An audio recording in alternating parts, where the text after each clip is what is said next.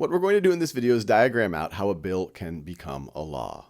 And I make a distinction between a non-tax bill and a tax bill because a non-tax bill can be introduced into either chamber of Congress initially. It could be introduced into the Senate or it can be introduced into the House of Representatives, while something that deals with taxation can only be introduced initially into the House of Representatives. And as we've talked about in other videos, anyone can be involved in the drafting of a bill, but it actually needs to be introduced into the appropriate chamber by a member of that chamber. But let's say that it gets introduced into the Senate. What happens then? Well, it will be referred to the appropriate committee. And what is the appropriate committee? Well, if it deals with foreign relations, it would go to the Foreign Relations Committee. If it deals with the armed services, well, it would go to the Armed Services Committee. You get the general idea. Now, in the committee, they might have hearings, they might debate it, and if they decide to debate it and have a vote on it, it could pass. So let's say it passes through the committee. And then the majority leader, and the majority leader is the leader of the majority party in the Senate. They have a lot of influence on how and when that bill gets debated on the Senate floor. But let's say that they schedule it for debate on the Senate floor. Once things get to a vote on the Senate floor, they need a simple majority to pass. So let's say that this bill passes.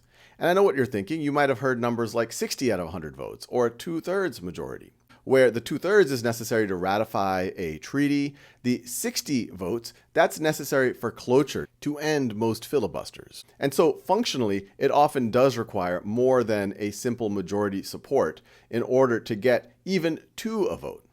But let's say that this bill that was initially introduced into the Senate makes it all the way through. What happens then? Well, if there isn't a similar bill that was introduced into the House of Representatives and got through the House of Representatives, this bill would then go through a similar process in the House. So then this bill would go all the way, it would be introduced into the House of Representatives. It would be referred to the appropriate committee. And then once it passes through the appropriate committee, it would go through the Rules Committee. And the Rules Committee is one of these major distinctions between the House and the Senate. The Senate does have a Rules Committee, but it is nowhere near as powerful. In the House, the Rules Committee can control a lot. It can decide when and how or even whether a bill even gets to the floor. But let's say it does get to the floor, and then it gets a simple majority of the House members to vote for it. Well, then this bill would then go to the president.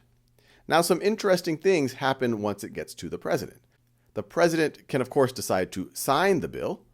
So then sign the bill, in which case that bill will become law. The president could also decide to veto the bill. Now, if the president vetoes the bill, it would go back to the chamber in which it originated. In this first example that we are talking about, that vetoed bill would go back to the Senate.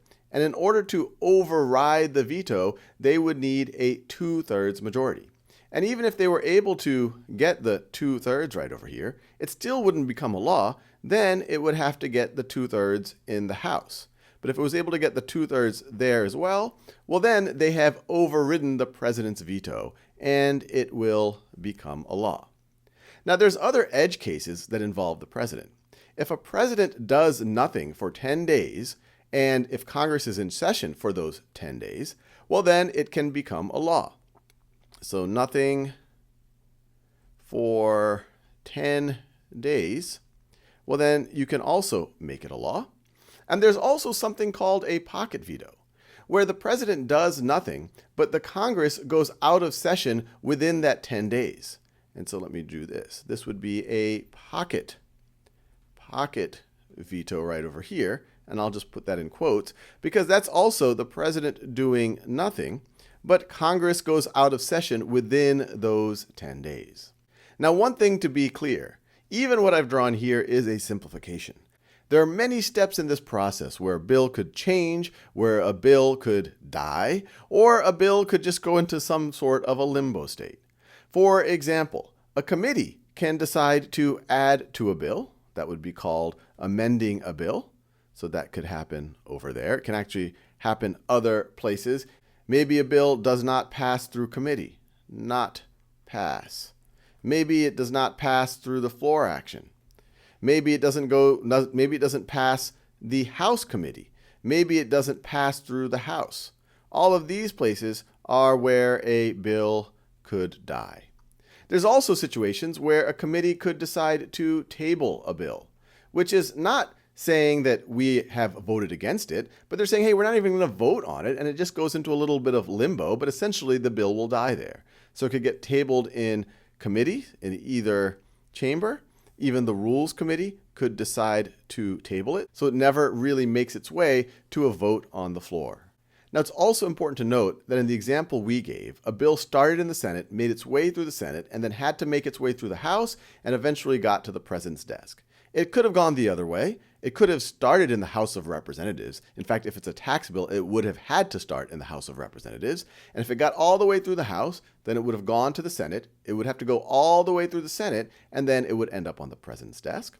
And oftentimes, you have a situation where two parallel bills are making their way through each chamber. So there could be a bill that's making its way through the Senate, say on immigration, and there could be a parallel bill on immigration making its way through the House of Representatives.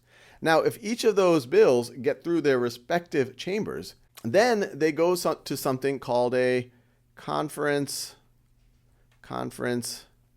committee, which is a place where both representatives and senators of the appropriate committees will get together and make their bills gel together.